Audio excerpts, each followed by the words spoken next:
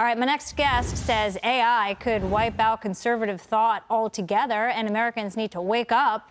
Dan Schneider is the vice president of MRC Free Speech America, and he joins me now. Dan, good to see you. Thanks for coming on. How exactly is artificial intelligence destroying conservative thought? Well, we haven't seen it quite yet, but it's a growing trend. It's a growing danger. We do know how AI works. AI works by collecting all the data that's out there in the universe when done properly, and it gives a result that basically is the mean average. But we know that the big tech oligarchs, who have a great history, a terrible great history of destroying conservative speech, of censoring us, they're the same people involved in writing the algorithms. They're already trying to clean the internet of our views. They're trying to cancel us, and that's going to be an ever greater threat when AI eliminates our perspective in their search results. If that is the worry and that's the concern that could happen, is it something that conservatives can put a stop to? Well, Congress needs to act right away.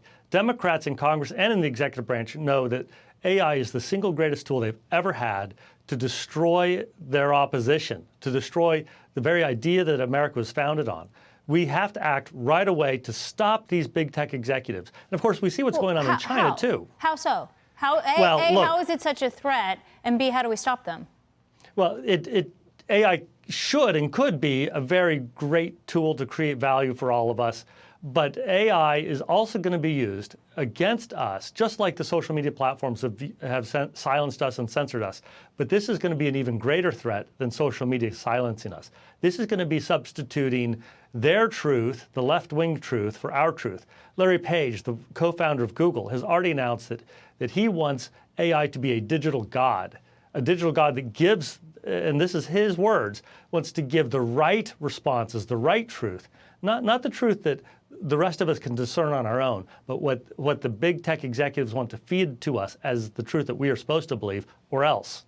Yeah, I wonder if there's a system where you can get the right point of view, the left point of view, and then the middle, and then you could form your own point of view.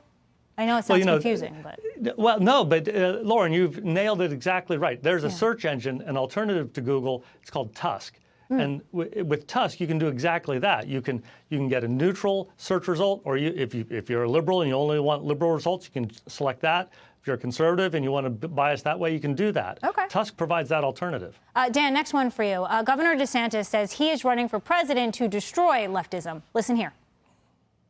Everyone knows if I'm the nominee, I will beat Biden and I will serve 2 terms, and I will be able to destroy leftism in this country and leave woke ideology on the dustbin of history. I think there's a reason why the legacy media is attacking me more than they're attacking anybody else, because I think they realize that if I'm successful in winning the Republican nomination, we're going to bring it home in the general election.